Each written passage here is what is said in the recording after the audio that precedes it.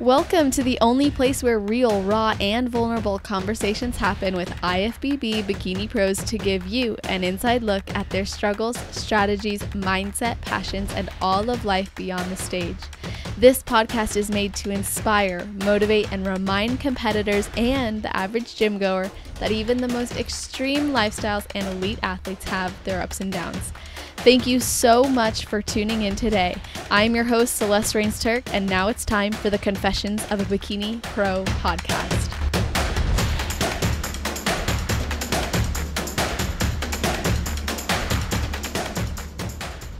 Today, we are speaking with a wife and mom of two who started her competition journey in 2019 when she was 10 months postpartum from having her son. That year, she won the Bikini Overall, then went on to compete two more times before going to complete basic training and starting a whole new chapter in the U.S. Army as a 68 Fox physical therapy tech. She is still serving as an active duty sergeant and stationed at Fort Sam Houston in San Antonio, Texas, where she was born and raised. And since she fell in love with this sport, she competed in 8 NPC shows total, with 6 class wins and 3 overall titles, as well as 3 national shows with a 4th place, a 6th place, and then earning her IFBB Pro card at the National Championships in December of 2023. Welcome to the show, Marina Marks. How are you doing? I'm doing so good and just so happy and honored to be here. Well, it's my honor as well, and I'm so glad that you are here. And before we jump into everything, I have to ask if there's anything you do or think about or a ritual you have before your heel hits the stage. Well, I always, just thank God, say a little prayer for myself. And I think about kind of getting myself centered, and that usually encompasses with thinking about my kids. So I usually just kind of scroll up pictures on them. They always put me in a good mood, make me really happy. And I typically have I say like a battle buddy backstage. So either my husband or at my pro debut or my pro card win, it was my best friend Marissa. So I usually have a buddy there to kind of calm my nerves as well. But yeah, That's that's kind of awesome. the system. I love that. Have you ever done a show without someone backstage with you? No, I haven't actually for almost every one of my shows, except for my pro win. Unfortunately, my husband had been there with me at every single show. And even my daughter at one of my shows, she was backstage with me. Wow, that is so Yeah. cool. I can't imagine having your daughter back there with you. Like, I imagine that's awesome and feels so good and motivating and it's exciting for her. But then was there a stress component to that at all? Oh yeah, for sure. I mean, we plan these shows, but sometimes babysitting falls through and everything's already set in the motions to make that show happen. So we just took her and my husband was like, don't worry about it. It's gonna be fine. So we had her in the stroller backstage and she was a good baby, for the most part. She was eating rice crackers and peanut butter with me and just really happy. And there's a lot of downtime between the shows. So we were just going around pushing her and she seemed to have a good time. I was able to bring her up on stage with me at the end of the show. I have a picture with her on stage when I got the overall at that show. So it was a good win to have her. Felt really blessed. That is so special. And you've only ever competed as a mom. And I feel like you probably have a lot of interesting perspectives on taking on both of those identities of competitor and mom at the same time, really. Being that your first show was only 10 months postpartum. So, how do you navigate the time and the energy demands of competing while also being a mom and a wife? There's a lot of that's a great question because I get asked it a lot. And I've even asked other women the same exact question.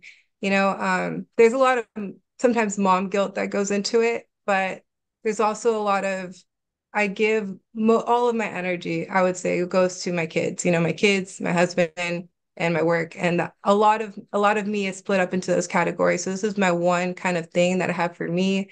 Um, and I would never compete if I felt like it's going to take away from my kids. I always tell, me and my husband, because we both compete, we're always like, the kids didn't ask us to compete. They don't really know that we compete. This is completely separate to them. So I never want anything to have to take away from, their childhood. Or if I'm tired, this is what I chose to do. So I'm going to show up and be the mom that they need, that they want. I'm not going to let it, affect my mentality or how I'm feeling, if they're annoying which sometimes they can be, it's not their fault that I decided to do a show. So I never try to let it get in the way. That's a really great point. I know there's so many moms in general who express mom guilt. Like if they don't get or they don't spend a free moment with their kids, they feel guilty about it. But then there's that other side of it where it's like you need to be your own person, you need to have passions of Right. your own and have your health too. So, how do you navigate that when it's like crunch time and prep mode versus like maybe improvement season? Well, improvement season, I probably don't take it as seriously as maybe some other competitors do because that's like my makeup time, you know what I mean? So we're doing everything like yesterday, we're at Disney on Ice, you know? That's So, cool. which I mainly go for me, but I'm happy I have kids as an excuse to go to. I know. But but I use it mainly as motivation. If I'm going to be taking this much time away from my kids, and I love being with my kids, if they're gonna have to, some of the time's gonna have to eat into that, then I want to make it kind of worth it. I want to make sure that I'm checking the boxes on everything because I don't want to bring something that I'm not proud of to stage, and it already had to sacrifice the time with the kids. So I use it mainly as like kind of a motivating factor. But I will say this last the prep I did for my pro card, man, that was a rough prep because we had just bought a house. My husband had just gone back to work. My daughter was getting dropped off at a daycare. My husband had been like the house husband for a little bit and was watching her. And so it was dropping two kids off. It was paying for the house. I didn't have the support of my family because I was living with them. My husband was starting work. So there was just a lot of stress, a lot of tension in the air. So that made it really, really difficult. And I remember reaching out to some of my other friends who compete that are moms and have, outside careers and some pro moms as well. And I was like, how do y'all do it? I mean, I've been doing it, but it's a way different ball game when you're like paying rent, doing, everything. Yeah. One kid here, one kid there, one spouse is working, like you high five when you see each other and then go to sleep. I'm like, how do y'all do it? And at 8 weeks out, I remember putting it out there into the universe and asking for advice. And all of them said, like, this is for you. You're constantly pouring into other people. You need to continue to pour into yourself. It's something you love to do, but maybe don't compete all the time. Maybe just focus on this one and do your best and kill it. And the rest of the year, you have the rest of the year. It's just, 8 weeks left. So yeah, it was really helpful to have a lot of female, friends who kind of understood the struggle that I was going through. But I yeah. think that makes such a big difference to have women you can turn to and get insight from or support from. Like, I love interviewing moms like yourself because I'm like keeping a running note section for when one day, hopefully, I can be a mom and compete. And I think there's this consistent identity crisis we face as athletes. And one of your followers had expressed that they are literally going through this identity crisis where they're going to take a break from competing to start a family. So, given all the things that you've heard from others you've spoken to, as well as your own experiences from not just as an amateur, but as a pro, what would you tell that person? How to not lose your identity. Yeah, Is like that how what you or mean? how do you navigate that identity shift from I'm stepping away from competing to start a family? Well, I only have been competing with my kids, so my experience is a little bit different. But I will say I remember in 2020, it was actually Universe. I went to the Universe in 2020. So maybe that was it. I don't know. One time I met you. But Maybe but it in was at 2020, like a random expo too. that might have been it. Or a show. If you've ever done shows in Texas, I've been at like I don't know how many. So either been to them as visitors or competed. So it's always there. But I remember in 2020, it was my comeback kind of year from going to basic and joining the military. And I had just gotten when I came back, the first show I won the overall, and then two shows I got first place. And so then it was time to go to nationals. And it was my first national show, and I got fourth place.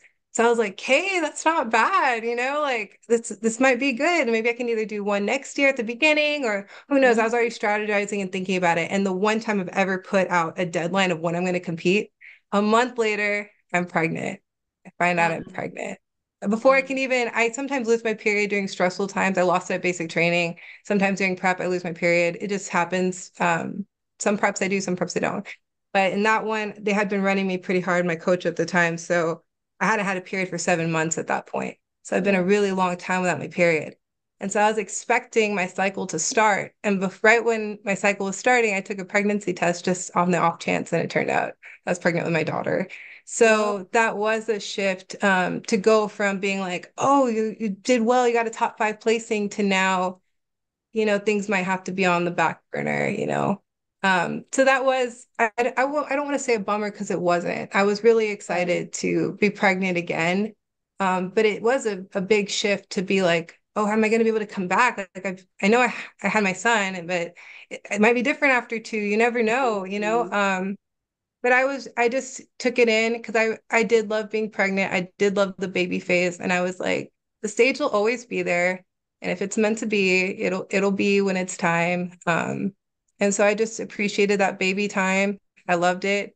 My daughter's amazing. And I know a lot of women sometimes do get fearful that kids are going to stunt their competition career, but it doesn't. And honestly, I didn't start until after I had my son, and I feel like it motivates me more, like I said, because now that you have like some skin in the game, outside skin in the game, that's like, I got to be an example. I got to make this prep worth it. I'm not going to just, slouch off or bring something that isn't worth it to the stage, because it's not just me, it's my kids. And if I'm going to, like I said, if I'm going to take this time out to do this prep, I want it to be my absolute best, every show. I have Mm. had one show where it wasn't, and oh my God, I regret it. It was so embarrassing. Same. Yeah, Been never there, done again. that. Never doing that again. I've been there. Yes, exactly. Peace with food without sacrificing your goals as a competitor because you deserve to have successful preps, productive improvement seasons, and peace of mind year round. I decided to create a free 8-day food relationship coaching series a few years back that over 800 over 800 people have gone through. Because when your head is cluttered with thoughts of food, eating, guilt, you have a lot less energy to invest into the goals that you truly care about. So, this free program was designed to help athletes like yourself develop a healthy relationship with food so you can have your most fulfilling and effective preps, improvement seasons, and lifestyle phases as well.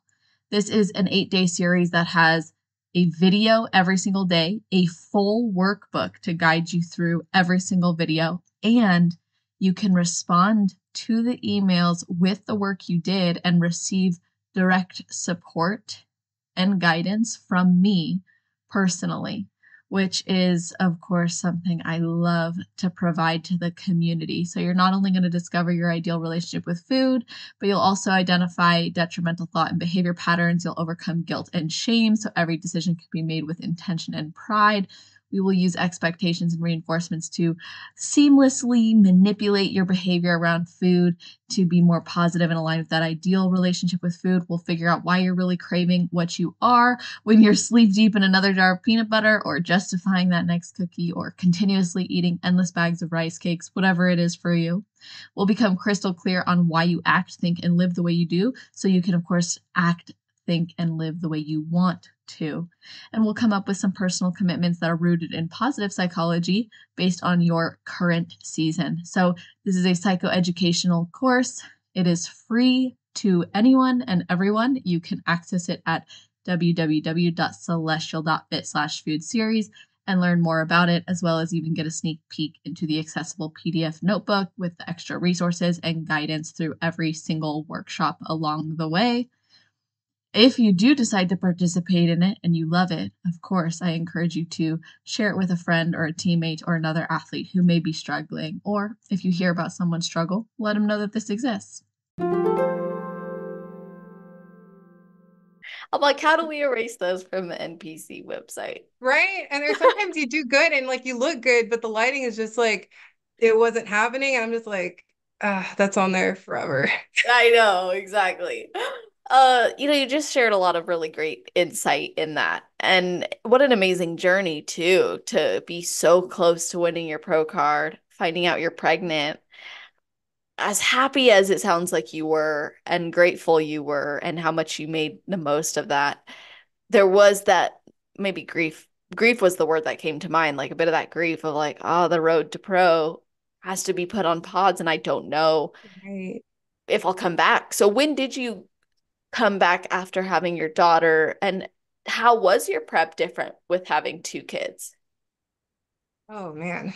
Sometimes the military is cool in the way that like it makes you lose that fear and anxiety of the future. It just kind of like it is what it is. Embrace the suck is like our mantra, you know? So I don't really ever think of it as this is going to be harder or it's going to be a challenge. It's just more like I'm just going to do it. Like I'm either not or I am, you know? It's just it's not it hasn't always been that way.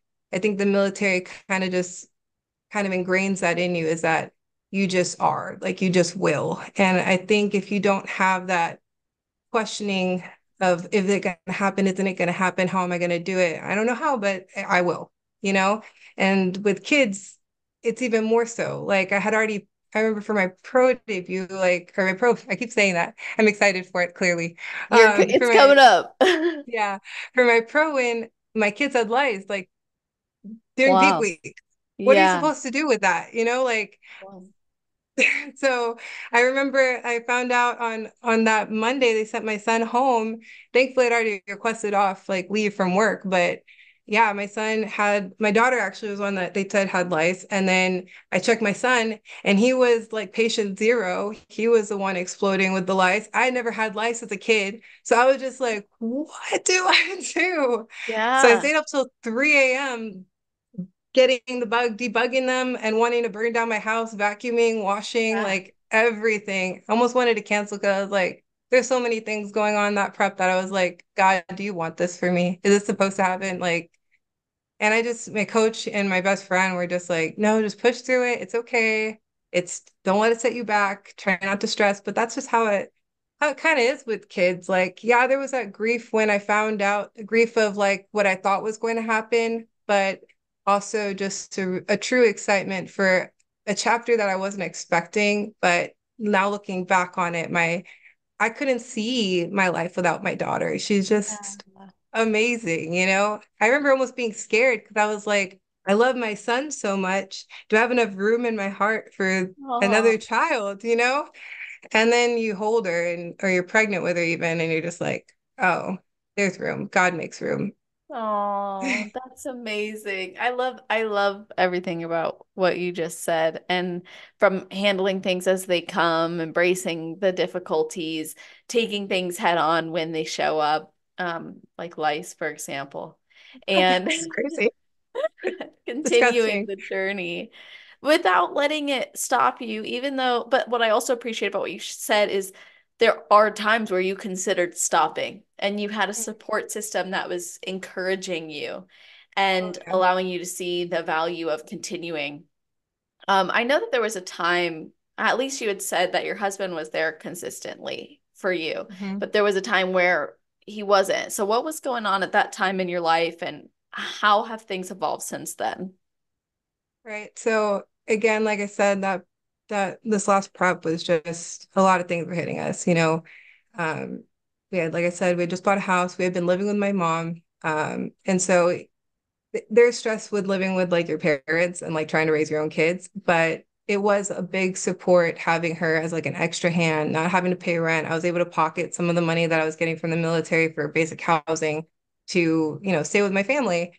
There's a lot of really great things that came with that. But a point did come where we wanted to be an independent family and, you know, Mhm. start kind of evolving as a couple. But with that comes stress. My husband had been the stay-at-home parent for a little bit, and I think just kind of relinquishing that role and bringing back the role of I'm working, you know, I'm providing. That was a lot on him. Dropping off two kids, like I said, we had only had to do that with one, and now we're doing that with both. And just finances, time, this put a lot of strain on us. Prep at that point, my husband, he was stressed out. So we were supposed to both do that show in December. And then our coach was like, hey, I don't think, you know, you're going to be ready, man. Like, I think if you want to bring something competitive, we might have to wait till next year. And so that was kind of a hit too, you know? Yeah. So getting that hit and then also being supportive for me, like, you're going to keep going and I have to take a back seat.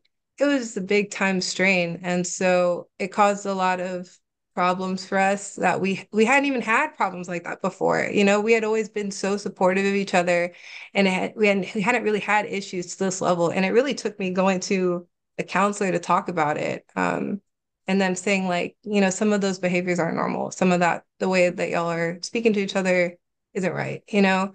And so we had tried adjusting things and it just wasn't working. And it just got to a point where things were just too toxic at that environment at that time, you know, with all the stress. And I had never been a person to believe in breaks.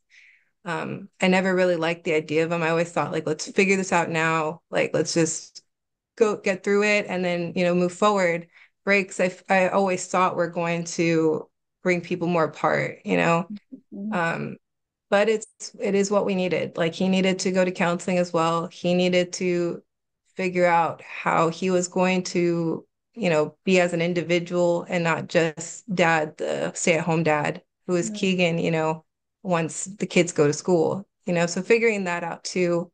Um, and then I think I needed to figure out some things too, like how it really tested my strength and my own independence because we separated 3 weeks out from my show, and it was like, how am I going to do this? You know, I have had him as a support, not just as a husband, but as like a teammate, as Yeah. like a parent, you know. So it was really, really hard, and it was I'm almost thankful for that prep because I don't know how I would have handled things if I didn't have something to pour my emotions into.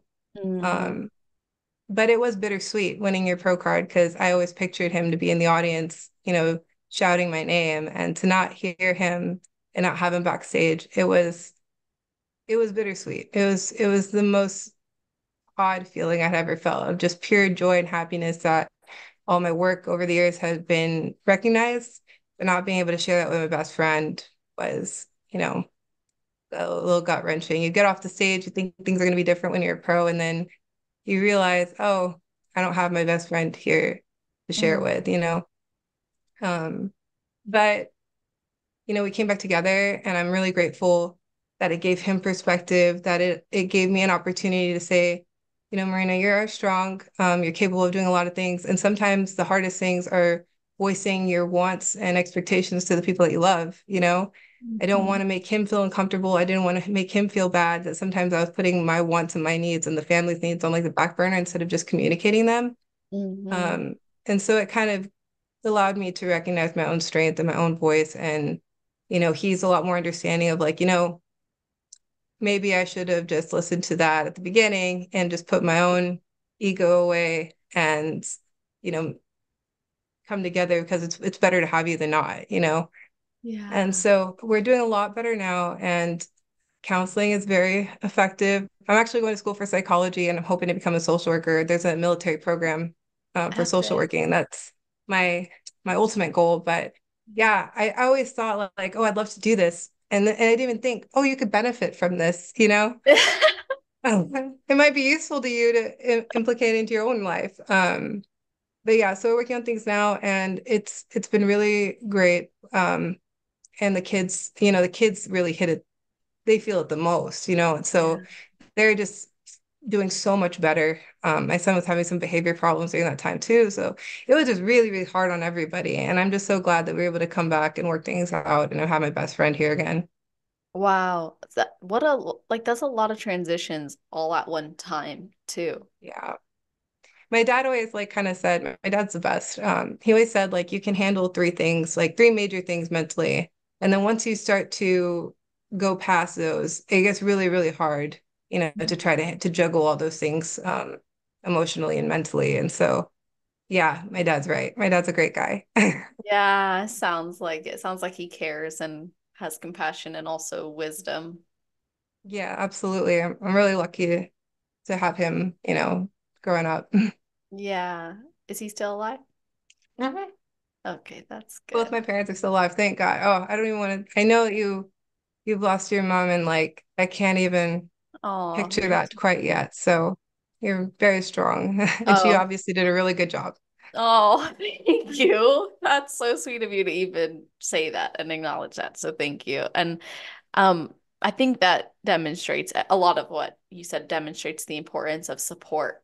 And sometimes, as difficult as it is, sometimes we have to separate from our support system to make it healthier and stronger. Right. And challenging Yeah, that it's belief was tough because you're like, we're never going to separate. We're never going to take a break. But it sounds right. like you needed it. Did you guys talk at all during that time or? Yeah, I mean, like we spoke a little bit here and there. I mean we still have our kids, so we would still have to coordinate and we would still say like, hey, I miss this and I miss that, but before you come back, I think you really need to work on this and I think you really need to work on that, before, because I knew I was going to be weak. I knew I was going to miss him.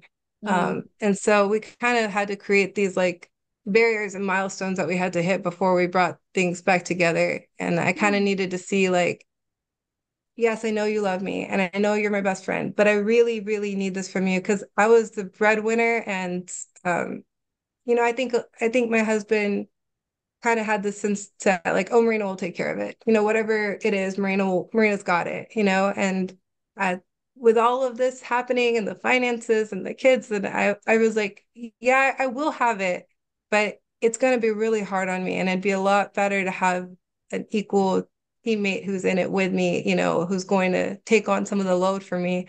And thankfully, like we've come back and that mentality has changed a lot. So I'm really happy. yeah, that's a beautiful story of overcoming hardship. And I think especially in marriage, you're going to face those difficulties. And if you can handle them and come back better and consistently express as well as fulfill each other's needs selflessly, you Mhm. build something really beautiful. And you've mentioned God a few times, so I imagine your faith played a role in this. So what was the role faith played in this and how did it grow you? Oh, I was reading a lot of books. One of them was like The 12 Rules for Life by Jordan Peterson. I don't know if you ever read that one, So good. but it's really good. But man, it'll make you it holds a mirror up to you really, really well. And so I had to take some breaks. I was like, man, there's some things that I really need to work on too, about myself. And so yeah, and going back to church too. Like that was something I had wanted to do before. But at the time, I don't think he was in a place where he was ready to accept, you know, God in the way that it needed to be. I didn't want him to just go for me. I wanted him to go for himself. And so we've been going to church now too, and I think that's been really, really helpful as well. But it is hard. It's a big test to separate and then come back together. They were shooting him the statistics when he was, going to counseling because he was going to a very like a intensive, like outpatient kind of counseling situation. And they were telling him like, it's like a 13% chance y'all will, get back together. Mm. But they're really mainly just focus on you. And if you work on you, then you'll more likely get together at the end of it. But just focus on you. But the statistics that they're kind of throwing at him weren't really inspiring. But thankfully, we fit into that 13% and we were able to see it on the other side. What gave you the confidence that it was even worth working through and on? You know, me and my husband have been through a lot. Like I said, well, I've told you, but for anybody else, me and my husband had met, we dated for 2 months, and I found out I was pregnant within those 2 months. So things moved really, really quickly together. I had, we got married. I met him in October. Well, I met him in January, but we didn't start dating until October. Got found out we got pregnant in December, got engaged in February, got married in March. And then we had Atlas, and that was like a whole whirlwind. And then decided to join the military. My husband has a pretty severe health condition that costs on the civilian side about $5,000 a month to maintain. Mm. And the answer for us at that point was, well, TRICARE covers it. And I was like, you know what? I love you. Let's just sign it. Let's go. So I joined the military. So I obviously love this man very much, you Yeah, you know, do.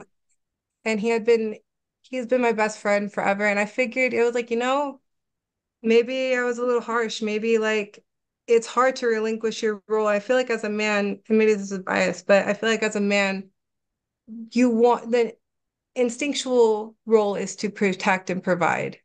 And and as a breadwinner, and as I'm a fairly, I can be an intimidating, I guess, female to some, and I think being that role of like the breadwinner and being the head of the household, he felt like he had to relinquish kind of that role of himself. And so to learn Mhm. how to build that confidence back and me to tell him like you can do this, like you got this, like I need you, it's a lot to put on somebody. And I think, I should have been a little bit more affirming, like vocally, like, I love you, we can do this, instead Mhm. of me feeling the stress and maybe just adding to his stress. So, he's, like I said, he's been my best friend. We had never had these kind of fights really before. And so I had faith that as long as he continued to work on himself and, we can come back as equal partners and continue to communicate, it would work out. And no one, we both love our kids. We both want, there's still that bond that you have with like the father of your kids. I see him and my kids every day. And I really feel like no one's going to love them like their dad loves Mhm. them. And I love him too. So why not just give it a second try? Wow. That makes a lot of sense. There was a lot of motivating factors there to have you Oh both yeah. do the work on yourselves and with each other. You even had joined the military for him. Clearly, you love him Yeah. so much. And that, like you said too, there's that reflection on maybe how that affected him as well. But on the subject of being in the military, one of your followers wanted to ask if your competing life and military life ever butt heads or compete with each other or interfere with each other due to the physical fitness standards.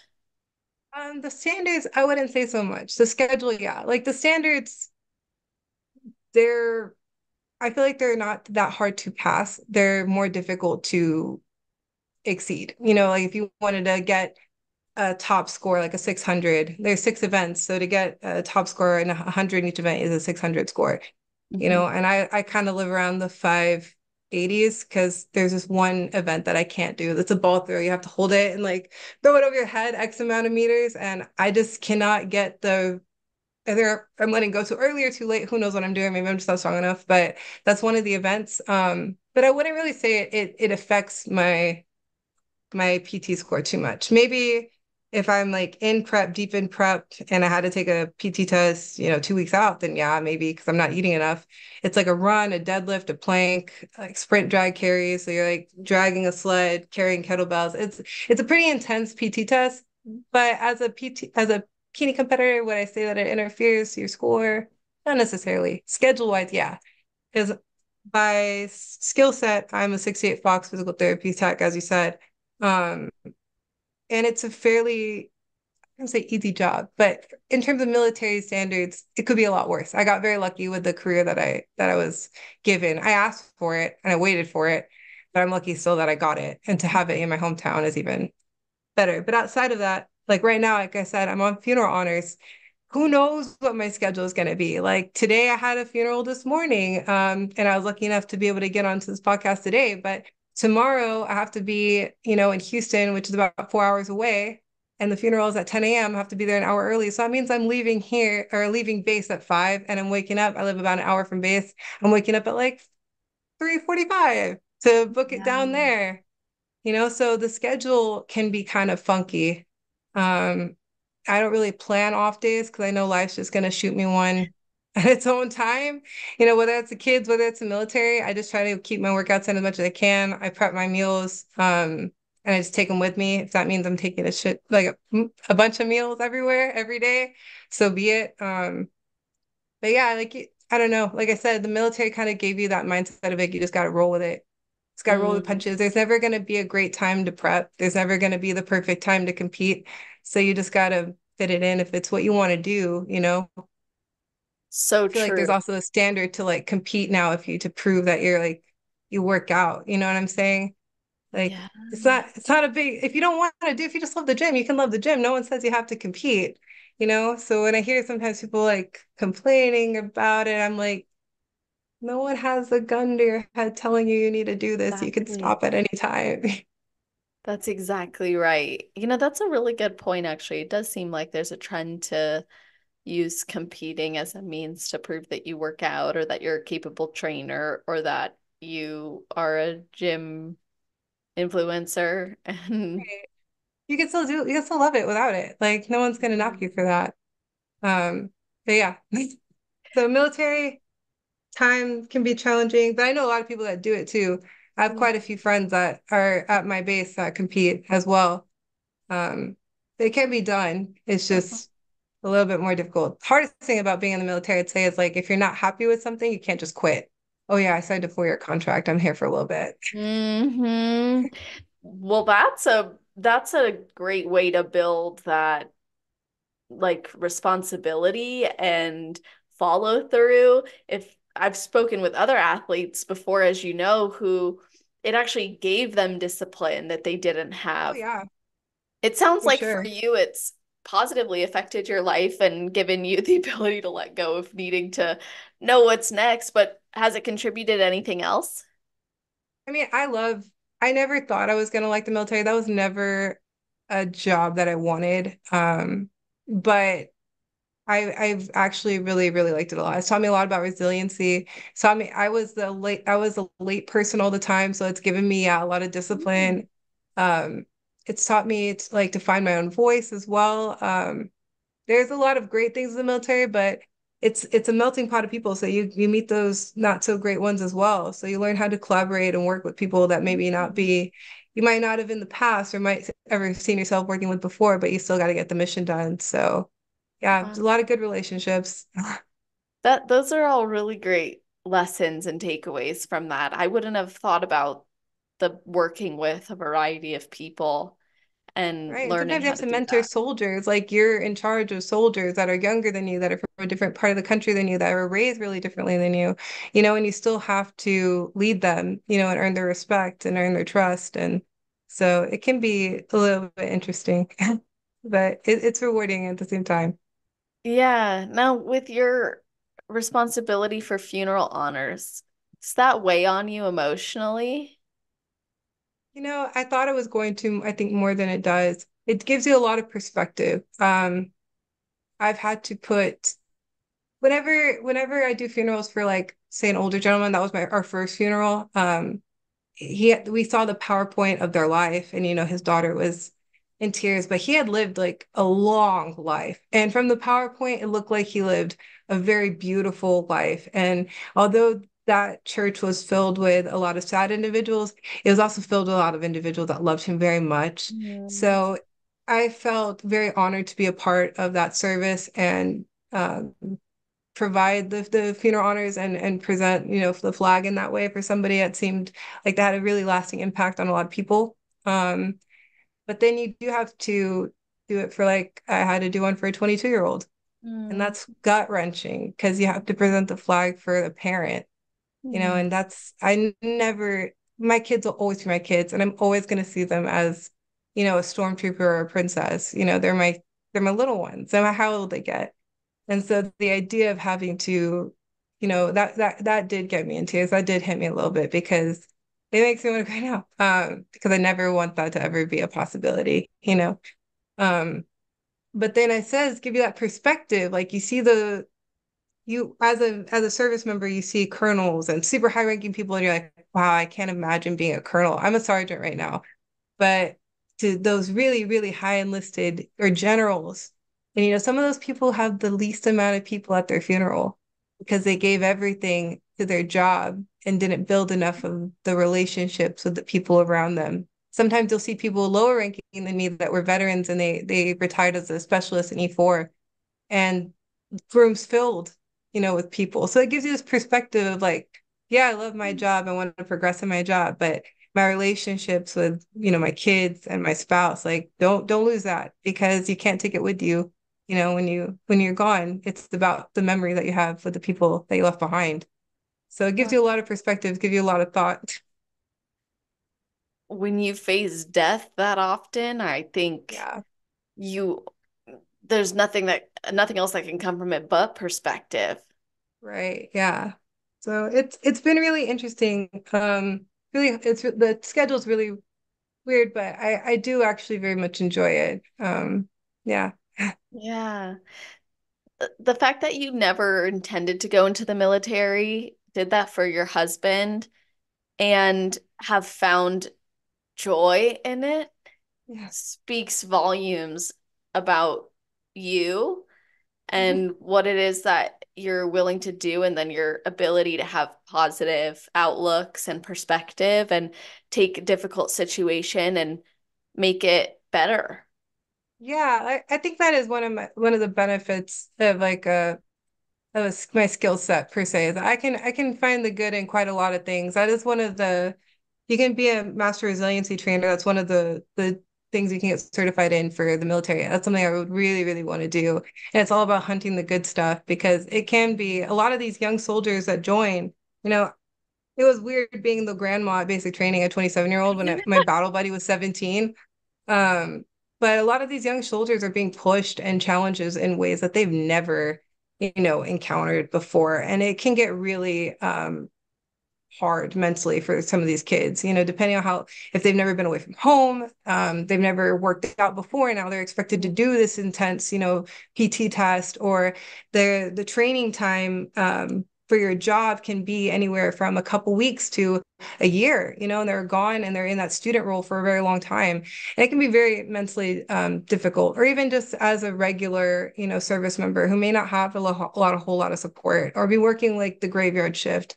I would really like to be the person to go in and talk to them and try to help, give them that little encouragement and strength, that you can get through this. It's not going to be dark all the time. Mm. There's maybe this station isn't the best for you, but maybe down the line it'll get better. So it is something that I really, really do want to do and be a part of. Wow, that's amazing. You want to encourage others. It doesn't sound like you're trying to get out. Like, it sounds like you're pretty in it.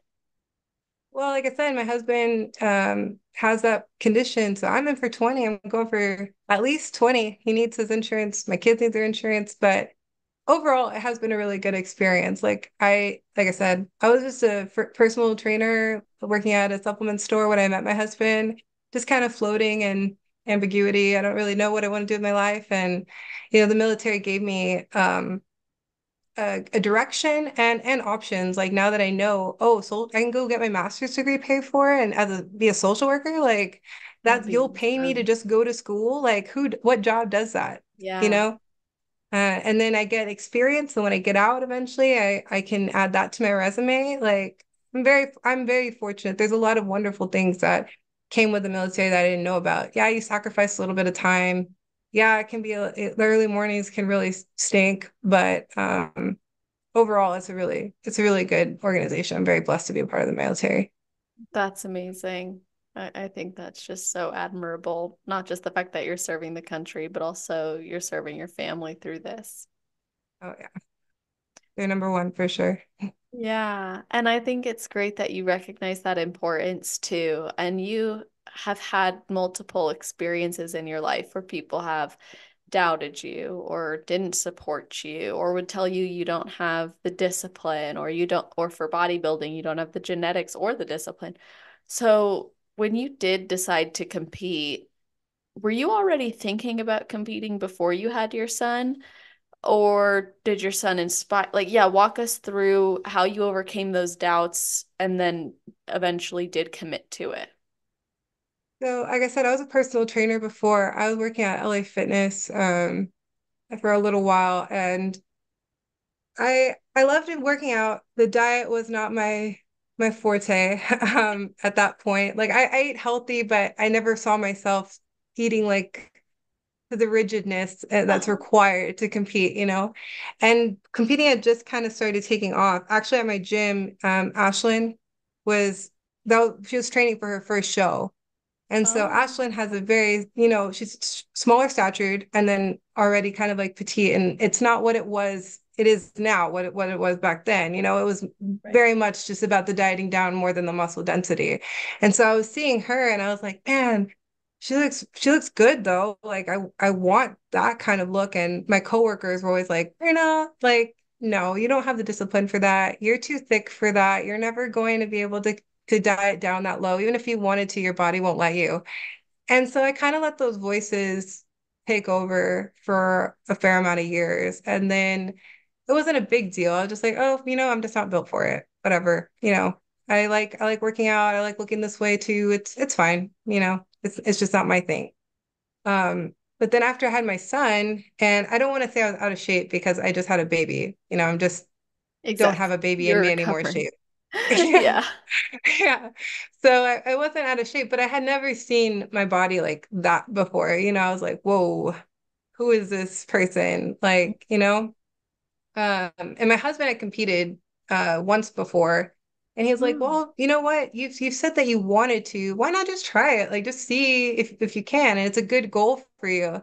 And I was at that point, it had been a couple years since my first seeing Ashlyn, so it was starting to go a little bit more denser, a little bit more muscular, and I was like, you know what?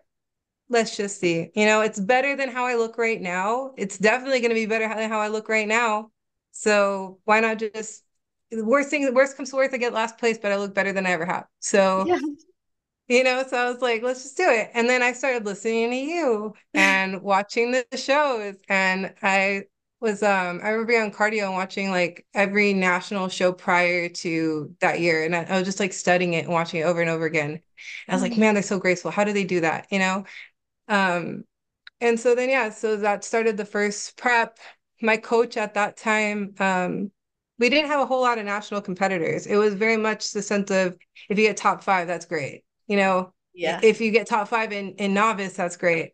Well, me and my husband did not have the money to do true novice or novice. We were just like, if we're gonna do it, we're gonna do it for what it is and do open. Like why Mhm. not, at least try. And so, yeah, I was studying and looking at the past shows, listening to you. And I was getting really, really inspired because I had seen my body start to change in ways it never had, you know? Um, Mhm. and that first show was so funny. We didn't have we didn't have a babysitter the night before. So we went up to check-ins with my son in the stroller. I don't know if do you know Bernadette Galvan, the judge? Oh, yes. So at that point, she was one of the people checking me in, and she was the judge for that show. And we still talk and communicate and talk about that first time. Um, But yeah, so she was checking me in, and she was like, "This suit's a little small, but your glutes look amazing." And I was like, "Oh my God, thank you!" Like losing my mind. I made a lot of mistakes so that as a first time competitor. I bought an ombre suit. I really didn't think that that was like. It's not really a mistake, but not really seen too often. They kind of want the solid color-ish things. Didn't yeah, really matter. Did it? I still did well. really But well. yeah, so we went up at the check-ins, came back down. I didn't have enough money to stay in Austin, so we came back to San Antonio, got a tan the night before and the morning of, drove up in our tans. My husband was just like gone by the time we got up there. He sweated through it so bad. I bet. I did my own hair, did my own makeup. And yeah, I did it. And but to my surprise, to my team's surprise, ended up taking the overall at that show. And then I was just kind of hooked at that point. I was like, Mhm. you know what? And I still hold it with me today, this phrase. I remember backstage when I got moved to center and I was like, why not me? And Mm. then I got called out for the overall, and I was like, I kind of want the overall now. I just wanted to be top five, and now I got first. So, like, I kind of want this. Why not me? Why can't I win the overall? And so that's always kind of stuck with me is that phrase, like, why not me? If I did the work, and I'm new, it's my first show, but if I did the work and I did everything I could in my power, I checked all the boxes, and why can't it be me? Why couldn't I be the one? So. Right. Yes, I love that. Mm. And you proved that to yourself. You really did exactly that. And you didn't expect it, which is also really cool. You were just going to do this for your best next self and see what Right. happens. And it turned into wanting to pursue it further. So when did you decide you wanted to go pro? So after I won that show, everybody was already like, go to nationals, go nationals. And I was like, oh no, like I mean, I watched it, but I was like, that takes years. Like, I'm not ready for that? And I was already signed up to go to basic training pretty soon after that. So I did two more shows. Yeah. And then I went to basic. So I was like, I knew it has to be next year if I want to go. And depending on how I come back because honestly, my body morphed at basic. They don't do legs at basic training. They run and they do pull-ups and they do push-ups. So my back, I came back, my husband was like, your back is huge. Because Yeah. I've been doing so many pull-ups. He was like, you look like a lineman. And I was like, Yeah. all right, well, I got to build these legs back up. But they're already kind of big to begin with, so it was all right. But yeah, so after that, I came back. The itch was there. I really wanted to jump back in. And so I was like, you know what? Let's just set up for a national show at the end of the year. And we'll see how we do. And then after that, I was like, oh, lost my mind. And then obviously Athena. Yeah.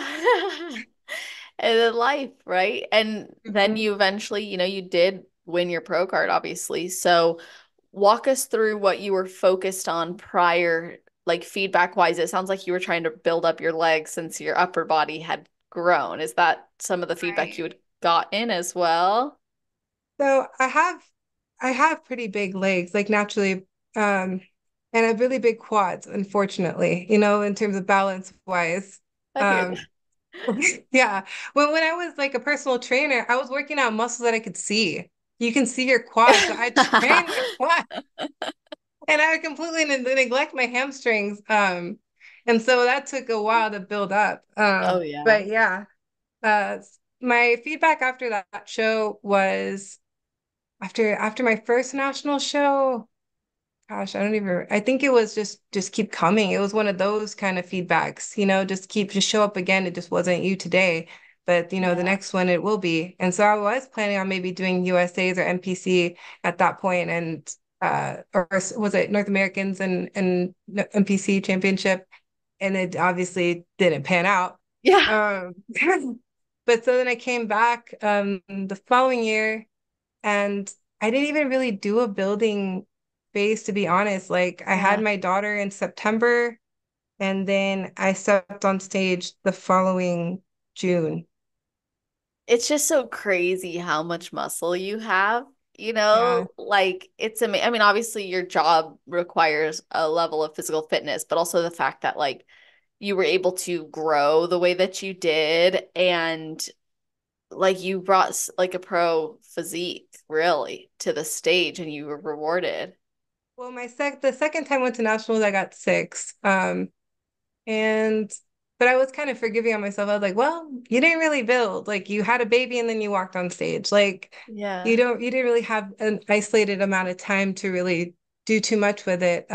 Yeah. But I felt like I was in good company because after I got that sixth place win, I was looking at everybody who had competed after me, or they either won their pro card or they got their pro card that year. And I was like, okay, I'm in good company at least, I knew all the women that were getting fifth and above. I was like, they all look amazing. They're gonna get it. It's just a matter Uh-huh. of time for all of us at this point, you Yes. know? Um, and yeah, I've always been pretty dense to begin with. And then I work out during my pregnancies. I worked out the day Yeah. I delivered my daughter. So That's awesome. yeah, I just keep going. I mean, if I feel Love like I'm that. straining myself or if I'm gonna hurt myself, then I kind of lean like I don't lift as heavy, but I still do all the same movements pretty much, aside from anything on my tummy. Yeah. That's so awesome. Like you have such an impressive physique. You have obviously such great discipline and commitment to your goals. What was your feedback when you got sixth place? And then how did you improve that to win your pro card? Because your physique was so much more balanced when you won your pro card from top to Right. bottom. So what was the feedback you got in 2022 prior to earning your pro card in 23? My feedback was my posing, and I was a little bit too conditioned on the hamstring part. And so I just ended up, and then a little bit of like I think they said upper glute, but I thought when I saw the pictures, I was like, I just like a dense mama. I just need to chill out for a little bit, I think. And so me and my, I just look a little too much. And then I ended up getting an augmentation. And so Uh-huh. that kind of forced me into a break, and so I couldn't do as much upper body. And then I think it just ended up working out that I had to do more lower than upper. And yeah, my coach too. a lot of coaches that I had previously, I mean, they were good. They're good coaches. Do not get me wrong. Yeah. I'm very happy with almost every physique that I brought. And I think a lot of what I've brought has just time, understanding the sport that also contributes to, a better physique. I don't think it's necessarily coaching. However, and I have to, it's not their fault. Like I said, I had a baby. I'm going to be stuck doing a lot of cardio. That's Oh, just is what it is. My coach, currently, he is really great in that he talks about how I'm doing mentally, what's going on in your life. Why can't you do this? Maybe we only do this much cardio. Maybe we, change your diet up a little bit if you're working a lot, if you're on your feet a lot right now, or you're not. Like maybe we pull back here so you don't have to do as much cardio. yeah. And so it was weird kind of going into the show. I'm used to killing myself in cardio because most of my preps had been post baby, that I was like, I'm not dying right now. Like something's wrong. I should feel Uh-huh. like, you know, I should be miserable. depleted. Yeah. Yeah. And to not have that like death like looming over you feeling, I was Yeah. like, did I do enough? Like I did what he Yeah. said, but did I do enough? So yeah. That's a great point. I think there's a lot of competitors who have been there where they're like, I'm bringing my best, but like, did I bring my best? Like, did I give my Yeah. all? Because they went from being like torturous preps to maybe like Right. better. And I do think, It like you doesn't have said, to kill you. yes. And we go through different phases in life that can cause different things, but there's, I think, this evolution a lot of competitors go through where we're learning, we're growing, we're addressing things that come up within our bodies or our minds that help us be better athletes, and just improve. And you mentioned you had multiple different coaches, and this is something I wanted to speak with you about, which is a lot of times athletes get hung up on when to stay with a coach and when to go, whether it's a positive or a negative situation or not. And you said, yours were good. You had good coaches. You have nothing bad to say.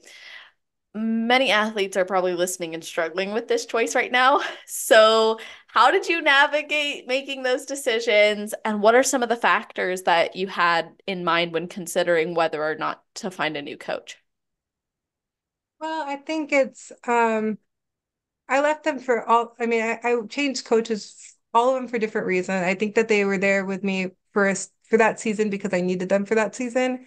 And Hmm. then with that first coach, I was one of the ones that was doing the better. I was one of the better, athletes. Yeah. And he was kind of pushing me a little bit too hard to try to get that name out there. And I was doing a lot of shows that by the end of it, I was just exhausted. Mm. And the reaction to being pregnant with my daughter wasn't ideal.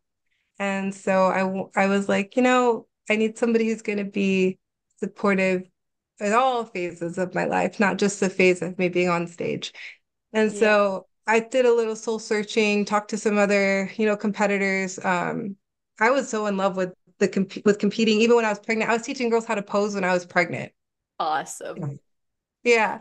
I And love I just that. love that environment. Me and my husband go on date nights, two shows where we'll work the show and that's our date night. So That's great. I love it so much. Even when I'm pregnant, I'm still there once in a while.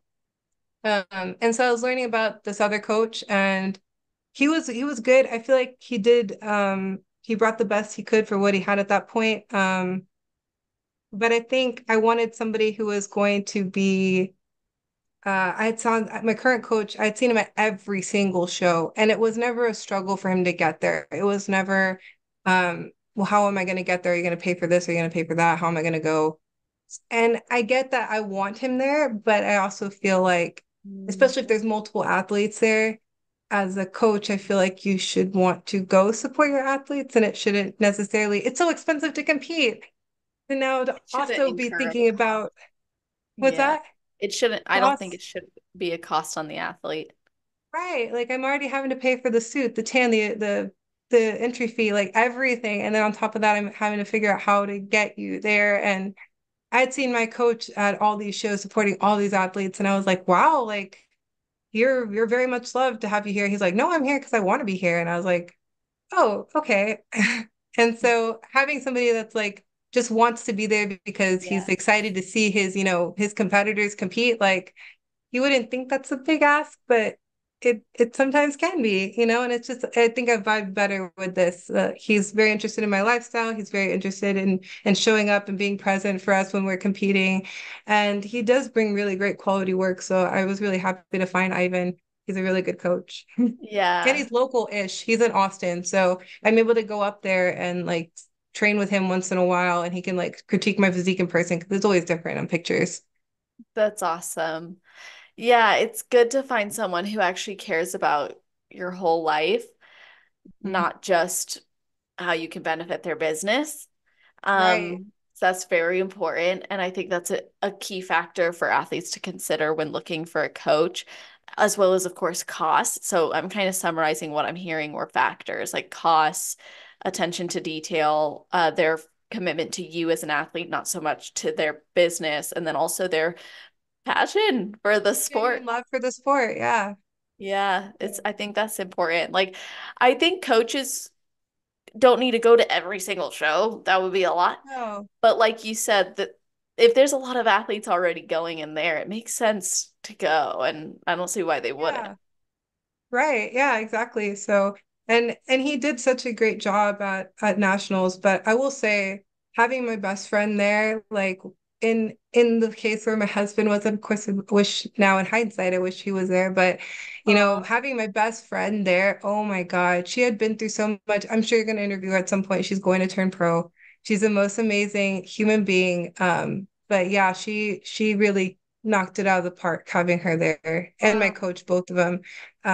She had just lost her husband that year. And so for her to come show up and support me and like, just be there for me, I was like, you have so much on your plate. Like, are you sure you want to be my stage mom? And she was like, yes, absolutely. And it was just so, Wow. she's so amazing. I was very lucky to have her. Wow. Well, that's amazing. I'm sure there must have been some satisfaction and fulfillment for her too to put her energy into somebody she cares about. Oh yeah. Like we had been I was going through, what I was going through, and she was very much there for me, and the same could be said for, when she was going through her stuff, I was very much there for her. So it was good to have like that girl time that we both so desperately needed with how that year had gone. Did you guys meet each other through the sport? Yep. Yep. That's so She's cool. Yeah, I remember going to one of her shows, and she was fangirling over me, and I remember seeing her on stage and I was like, but you look so good. And then she's a mom of two also. And so even though she doesn't live like she's in Texas, but Texas is huge. It's like practically several states. Yeah, And it so she is lives in like the ginormous. Houston area. And even though she does live over there, we're still constantly like texting, calling each other like every day. She came over during the holidays to come be with me. And the kids Oh, had a blast because, they're all within kind of the same age. So it oh, was it that's was a really good cool. time. Yeah. That's so awesome. I have a really close friend, we call each other randomly all the time, and I call him Pookie Dials. It's like on the way to the grocery store, gonna call Pookie, do a little Pookie Yeah. dial. I don't know who to talk to. There's too much silence. I need to call her and see how she's doing. There's a disturbance in the forest. Yeah, exactly. I love that. So, what are you currently focused on? What are your goals with competing right now? So right now, my goal is I want to do my pro debut sometime in September, God willing. Just to try, I'm actually really excited to put the white belt back on and just be like, you know, no Get some one knows me. stripes. Like it'll just be cool to see what happens. Like if I do great, cool. If I don't, I'm standing next to pros, like, come on. So I'm really excited to do that, and hopefully it'll be here in San Antonio. I want to do like the extravaganza, like the one down here. It's going to be at the Lilac Cockerel, which is cool because I remember tap dancing there when I was like a 5-year-old. Oh, that's so cool. That's something else I was going to ask you. When you were a dancer, it led to you being very hypercritical of your body, so much so that you had developed a eating disorder, and that actually led you to collapsing during a rehearsal. And then that kind of it sounds like that led to learning how to love yourself and take care of yourself. And you had shared that when you had your son and saw your body change and bare life, it actually transformed your perspective on your body gave you a deeper appreciation. So can you kind of expand on this?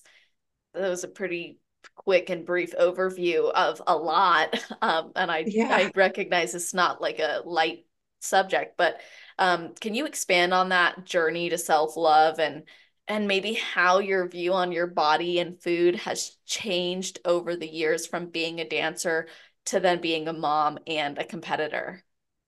Right, yeah.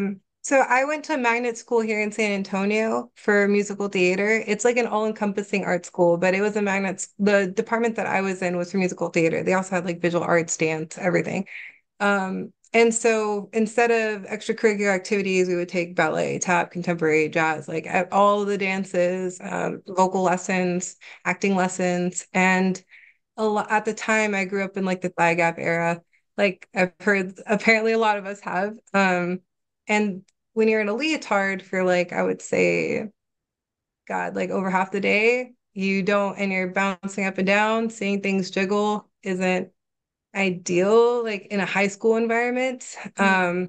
And a lot of them are just built different. Both my parents are pretty heavy set. And so weight gain can come pretty easily for us. And so I'd always been fearful that I would end up overweight like my parents, you know.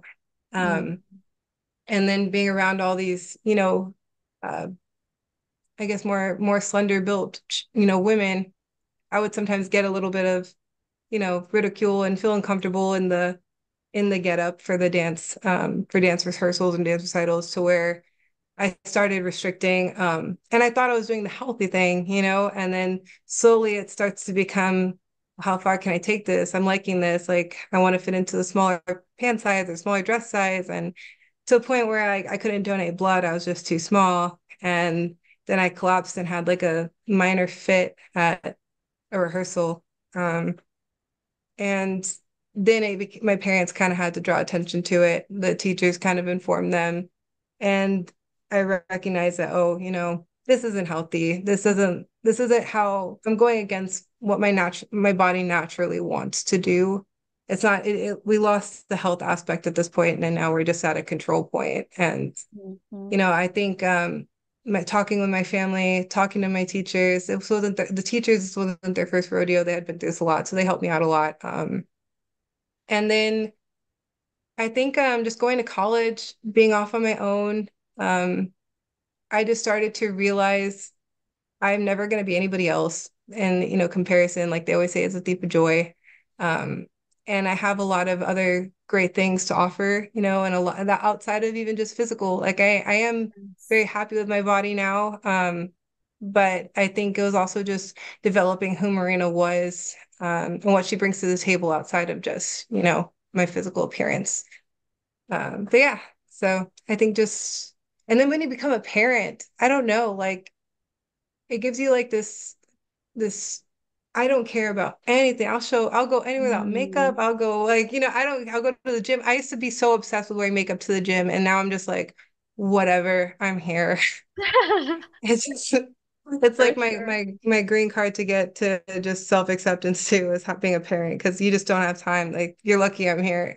It's like your exposure therapy to the most natural version of yourself. Right, yeah. And I think just having good female friends and like recognizing like, oh, they're really nice too. Like, yeah, they're beautiful, but they're awesome. Like they're just nice people.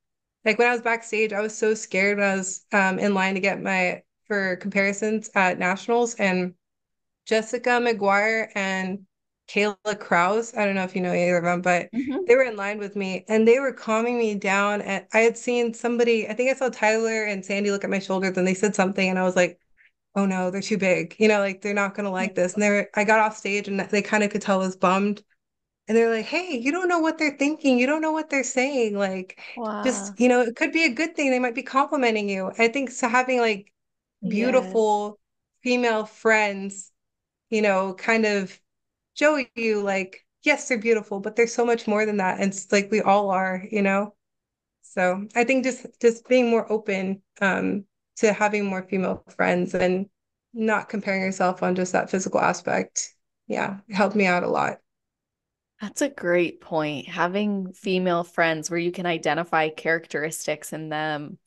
I was just speaking at a retreat in Steamboat Springs, Colorado, and one of the activities I had them do was share how they would describe themselves outside of bodybuilding and also how they would describe each other. The lists were like miles long, of how we would, Oh, good. yeah, it was awesome. Like how they described each other. It was such a strong representation of how you don't look at your friend and go, oh, she's my friend because she lost 5 pounds this week, Oh, or yeah. she's my friend because she looks good in a bikini. It's like, no, she's my friend because she's compassionate, she's vulnerable, she's kind. Right. It's those things that really matter. I feel like it's so easy for people to get lost in the bikini like world. I feel like a lot of people do lose their identity in competing. And I think that's partially why I waited too on top of it was like I definitely knew who I was when I decided to step on stage. At that point, I was like, I'm Marina the mom, I'm Marina the wife, I'm Marina, she does this, she does that. I had these other hats that I wore that this ended up just being another hat, another hobby, but it definitely was not my identity where I think if I had competed when I was younger, like I think I would have definitely gotten lost in the sauce with that. So yes, I think it's cool when I see moms or professionals competing. And then sometimes like there's this almost like this like dichotomy of like that's really impressive. But you're only 22, you don't work a real job or you don't have this and that. Like it's easier for you. No, it's hard for those 22-year-olds to put their toys away and put the drinking away and the peer pressure away for them to get on stage too and to not lose themselves. Like it's hard on both ends. I think a lot of people can get lost in it. And I know that the younger me probably would have. So I'm kind of glad I waited. That's such a great point. It's so easy to minimize based on like age or what someone's going through. Like I started at 18 and I was like, that's actually crazy to think about. Yeah. Next year will be 10 years, girl. I'm like, I'm a completely different person than who is that? I don't even know her. Absolutely flourish. Yeah. I don't even when I think about who I was when I was like 21, I was like, I wouldn't even hang out with her. I don't even know who that person is. Like, Yeah, I'm like, whoa, girl. So I get that. Like I get that you could get lost in it. And I think it's easy. You're looking for an identity no matter what right. age, but especially when you're younger, you're trying on different hats, as you said, and Yeah. you're taking on different roles. And then I think in this sport it's especially important to continue to participate in life. Life. Yes. Yeah. You got it. Yes. So many people put their worth in the placing. Like I see it all the time, like where they're flying high when they're winning, and then when they lose, it's like, depression and rebounds and like Yes. find something else. Like it is this is fleeting and you can be on top one day and then down at the bottom the next and then back up. So you just don't know. So you got to find something else to Yeah. value in yourself than just what you bring to the table on stage. Truly. That was beautiful. I agree completely. You're a representation of that too, and that's something to take great pride in. Like, I think it's okay too when someone's laser focused on this, that's all they want to do. But I also think if that laser focus makes you lose who you are and have confidence regardless of a placing, there's work to be done. Right. Yeah. And it can, you might not realize it, but then you start to just, descend. Yeah, at Yep. first you think it's like I'm not obsessed. I'm just goal oriented. And then slowly that you know, that starts to diminish a little bit. So Yeah, yes, yeah, I think it's always good to just kind of keep one foot on the ground, and not get too far gone in it. It's fun and it's great and it teaches you a lot of valuable lessons. Like I always bring almost every like lesson or parable of bodybuilding, when I'm talking to people like, oh, it's just like bodybuilding with this and that. And it yeah, does all this. exactly. It's so many, it's awesome, but it's not everything. And it's important to remember that. I look at bodybuilding as like a gift from God in my life. And so I have to be willing to offer it back to him. And Right. not I over identify or idolize it, but instead say, thank you. I'm going to steward this well, but I won't let it define me because you defined me, because Right. I'm a child of you. And that's where my identity is, not in this. So, if if someone's wondering, how do I detach from that? I think it's important. Like, where could you find your identity that's not fleeting or based on placing or outcomes, but instead who you truly are? And are you willing to give up? Are you willing to give this up to establish other areas, or are you willing to give this up to recognize that it's not completely who you are? I think if you have such a tight grip on it, it's a sign that it could have a negative impact down the road if it doesn't already. But if you can confidently say, if it needs to be given up, I can give it up. I think that shows a detachment that's healthier. Right. Like, am I steering the ship or is it steering me? Like, Oh, yeah. Good. people put so many like things that they want outside of this and fear that it's going to contradict their competitive journey. Like, I know girls right now who are like, I want to have kids, but I really want to get this first. And I'm like, yeah, I mean, that's fine. Like, both will come when they're supposed to. You know what I mean? Like, if you want children, who's saying that you can't compete after you have the child? If you're married and you see this yourself having, a big family during the holidays, that's what I always wanted. I was an only child for most of my life until we adopted my brother. And so I've always craved like the big, loud, chaotic Christmases. It's just what I want.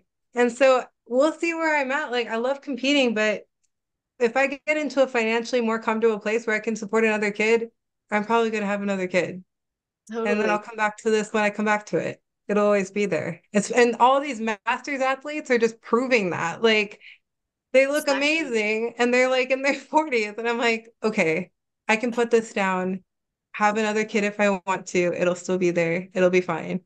That's so true. Yeah, I agree completely. That's a difficult idea to contend with when you are so in it.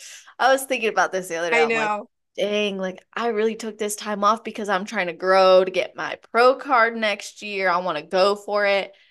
But then in the back of my mind, I'm also like, I also want to find a partner to marry and to build a family with. And I don't really want to put that on hold ever. So it's that, like you just said, it's you can do both. And I've come to terms with the fact that, like, I decided a few years ago I would not. I used to say I wouldn't start a family until I got my pro card. 10 years Right. in this, I'm like, oh, it's Maybe okay. we'll just see. Yeah, I mean, you just take it as it comes. You know what I mean? Like, Right. when some people are like, even when do you know when to prep, or how do you know when to compete, or like, I'm gonna eat food anyway, I'm gonna work out That's anyway, right. I I might Exactly. as well just you know what I mean? There's never gonna be a good time. I'm just gonna do it. And That's so, it. but it's the Yes. same thing. Like, I'm still married. I still have my kids. I don't be like, hey, time out. I need to do a show. Like, like, I still have to Yeah. be there for them too. So they can both coexist. I don't think you have to put down one for the other. But if you do want to start a family, that's a little bit different. And the Yes. stage will be there for that. Yeah, I love that perspective. So that's already great advice, but I have to ask you for your Yeah. best advice. So, what would be your best advice for someone who's never competed before but wants to, and then your best advice for somebody who's on their road to pro? Somebody has ever competed who wants to, I would just say, do your research. Everybody says, do your research. And it is important. Figure out, how much this is going to cost. Like, do the math before, because you don't want to be deep in a prep and then realizing you don't have enough money for this or that, Right. or have a game plan. Like, I was looking at tutorials for how to do my makeup and how to do my hair, Mm. and watching all that stuff. So I knew I wasn't gonna have enough money, but it's something that I very much wanted to do. Okay, well, how do I do that? So just do your research, and then if you're checking all the boxes, like I said, why not you? Why can't it be you? If you're doing everything, don't let anybody intimidate you. If you've done all the work and you've done everything you can and presented your best to the stage, then let that voice say, why not me? Like, speak a little bit louder, because it could be. Mm. And then for if you're going road to pro, um, just stay consistent, stay resilient. When it's your time, like I said, it'll be your time. Um, I wish mine had come with my husband there, but I think it happened for a reason. And when it's meant to be, it'll be. If you're, I was very, I don't know, I had a really that was my first show that I kind of didn't have any expectations going into. I just knew I did everything that I could do to that point, even with the stress. I brought the best I could bring, and it worked out in my favor. And I think it's just detach yourself from the placing, detach yourself from the card, and then what do you know? You got it. Like, so just Mm. keep showing up and just don't expect anything and be grateful when it does happen. It will. That's great advice. How can we follow your journey to your pro debut and just continue to watch you in all these amazing areas of your life? I have Instagram. It's Marina_sauce. I love connecting with people. I love talking to moms. I love talking to professionals. I love talking to even novices in the sport who just, want some advice. So please don't hesitate to reach out. I'll always respond. Awesome. We will put that in the show notes page. So you guys, that's always on celestial.fit/podcast. If you're listening right away, it'll be at the top of that page. If you're listening in the future, scroll down to the category section, which is alphabetized. You won't just find the links to our social medias, but you're also going to find a full breakdown of this episode, a bulleted list of the topics we covered, and the timestamps so you can share it with your teammates, your friends, your family, and tell them, hey, this was my favorite part. You got to listen to this clip, or just tell them to listen to the full episode. And of course, it means so much to us when you tag us.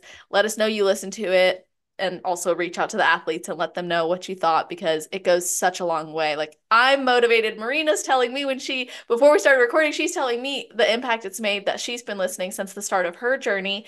And that Yay. inspires me to keep going. So you guys definitely reach out to the athletes, let them know what you thought because it inspires them to keep sharing too. So with all of that being said, Marina, thank you for coming on. Thank you for having me. It's been amazing. Yeah, it was amazing. And I hope that you all have an amazing rest of your day, night, or morning, wherever you are in the world while you're listening to this episode. Just make it awesome.